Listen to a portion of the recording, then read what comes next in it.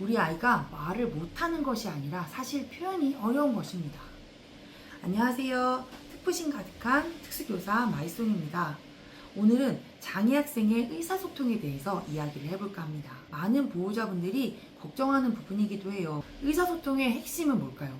잘 말하는 능력이 아니라 자신의 의사를 표현할 수 있는 능력입니다. 그런데 대다수의 또 보호자분들이 아이의 발화가 늦거나 또 발음이 불분명하면 말을 못한다 이렇게 생각을 하고 발음 연습을 시키거나 따라 말하기를 집중하게 돼요.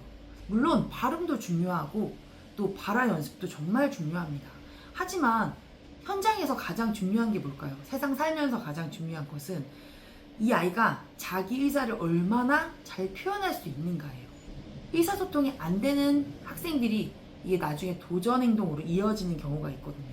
왜냐? 자기의 요구를 전달하지 못해서 화가 나고 이것을 표현하기 위해서 도전 행동으로 표현되는 것일 수도 있어요. 배고픈데 표현을 못해. 그럼 화가 나죠. 그리고 싫은데 거절을 못해. 도와달라는 말이 안 돼. 쉬고 싶은데 말할 방법이 없을 때 어떡할까요? 이러면 화가 나죠. 그러면 사람들은 그거를 문제 행동이라 그러고 도전 행동이라고 말해요. 하지만 이 아이는 이것을 말을 못하기 때문에 표현을 한 거예요. 소리를 지르고 물건을 던지고 그리고 막 물건을 뺏거나 울거나 이탈을 하고 심하게는 자해를 하거나 공격 행동을 하는 것. 사실 이것이 자기가 할 수 있는 의사표현 능력이라고 생각을 해요. 자, 그럼 어떻게 해야 될까요? 우리가 말을 하는 것도 중요하지만 그 말 속에서 이 아이가 의사소통을 할 수 있는 말, 그것부터 가르치는 것이 저는 1순위라고 생각을 해요. 그래서 우리가 대체 의사소통이라고 하는데요. 대체 의사소통은 그러면 유창한 친구들은 이것을 배우지 않느냐? 아닙니다. 이것은 말을 못하는 아이들만 사용하는 것이 아니에요. 말을 전혀 못하는 아이에게도 필요하고 단어만 말하는 아이에게도 필요하지만 심지어 말을 굉장히 유창하게 하는 아이에게도 대체 의사소통은 필요합니다.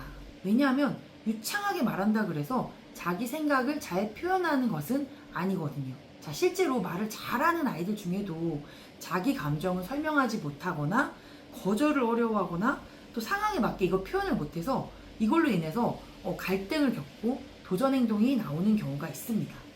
그래서 어떤 아이들은 그것 때문에 또 언어 치료를 유창하지만 계속 받는 경우도 있어요. 우리가 말하는 언어 치료의 목표는 단순히 발음 교정만이 아니라 상황 속에서 우리 아이가 자신의 의사를 표현할 수 있는 능력을 배우는 것입니다. 자, 이것은 언어치료실에서도 배우고 학교에서도 배우지만 이걸로 끝이 나면 안 돼요. 어디서 배워야 되냐?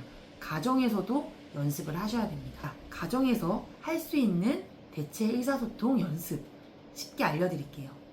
아이들마다 능력이 다르기 때문에 좀 크게 세 부분으로 나누어 본다면 우선 문장으로 표현할 수 있는 아이들은 어떻게 가르쳐야 될까요? 상황 속에서 자기 의견 말하기 연습이 중요합니다. 예를 들면 학교에선 이런 상황이에요. 나는 같이 놀고 싶은데 먼저 말을 못해. 그리고 내가 억울한데 설명을 못해. 근데 나 너무 지금 힘든데 도와달라는 말을 못해. 이런 경우에 어떻게 할까요? 그때 할 수 있는 말들을 가르쳐야 돼요. 같이 놀까? 도와주세요. 나 힘들어요. 쉬고 싶어요. 아이에 따라서 아이가 가장 힘들어할 때 쓸 수 있는 문장을 계속 연습을 해야 돼요. 제일 중요한 건 반복적인 상황 연습이에요. 이렇게 해야 돼 라고 말하면 안 됩니다. 어떻게 하냐? 계속 연습을 해야 돼요. 집에서도 상황극을 해야 돼요. 계속 그런 상황을 만들어 가면서 아이가 연습할 수 있도록. 그렇게 100번을 연습하면 사실 한 번 학교 가서 사용해 볼 수 있는 거예요. 그 정도로 실제 현장에서는 아이가 말하기 어렵습니다. 그래서 계속 가정에서 역할극처럼 연습을 해주는 것이 중요합니다. 친구가 장난을 쳤을 때 뭐라고 해야 돼? 너 이게 놀고 싶을 때 뭐라고 얘기해야 돼? 쉬고 싶을 때 어떻게 이야기할까?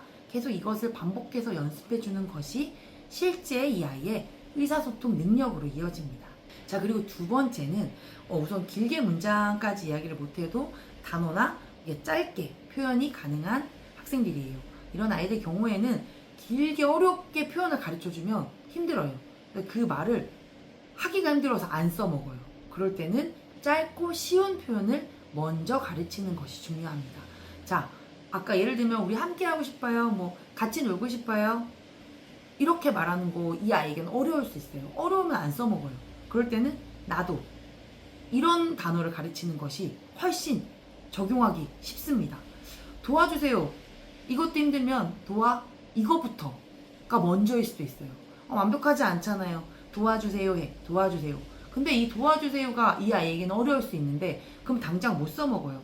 그러면 도와부터. 그렇게 계속 나도.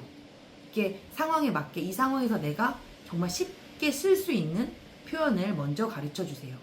그렇게 하는데 이 친구 올 때는 어떻게 하느냐? 보호자의 모델링이 중요합니다. 이때는 아이에게 계속 말해봐.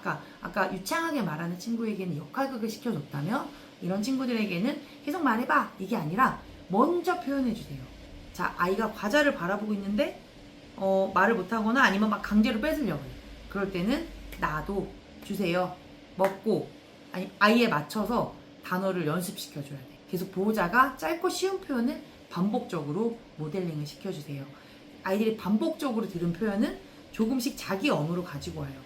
처음에는 그냥 가지고 왔다가 엄마가 이것을 줄 때마다 나도 이렇게 나도 먹고 도와 이렇게 얘기를 하네. 이런 상황에서 이런 단어를 쓰면 되네. 이거를 인식시켜 줄 수 있도록 계속 반복적으로 모델링을 시켜주세요. 자, 세 번째는 아직 발화가 어려운 아이들입니다. 자, 아직 발화가 안 되는 친구에게는 사실 말만으로 목표를 두시면 안 돼요.